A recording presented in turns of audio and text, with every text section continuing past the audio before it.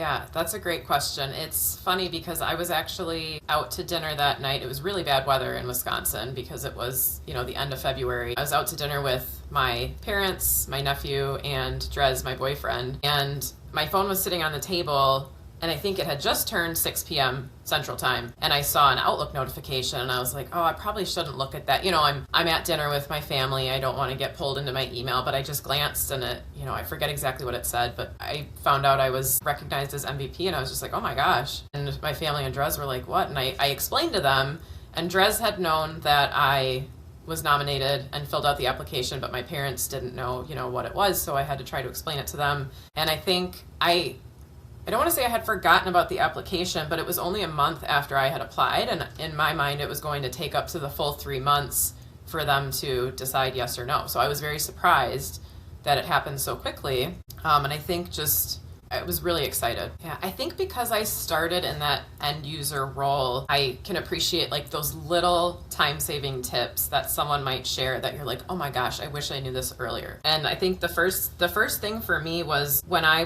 had just joined NewView, I actually attended the Controllers Boot Camp, and one of the tips that was shared was that you can use the letter T for today's date in date fields in Business Central. And it's so simple, but I was like, I didn't know this, and it just was life-changing for me. So I think I really get energized by sharing those little tips with users, and not just management, not just people running reports, but those everyday users, the person who's entering your AP or entering your AR. So just making sure that everyone feels like, they're a priority, their problems are a priority in the system. And yeah, it's just those little tips I think that can have a big impact. So I'm going to turn the conversation just a little bit and talk about passion and travel. And I don't know if everybody knows this about Cari, but I think for me, she is the one she's been to more countries than anybody I know. I think she's gonna get stamps in her passport book. But yeah, tell the listeners of like your travel and how you balance, being a consultant, having your business, MVP, and also being able to travel and have both passions really. Yeah, I will say I had to get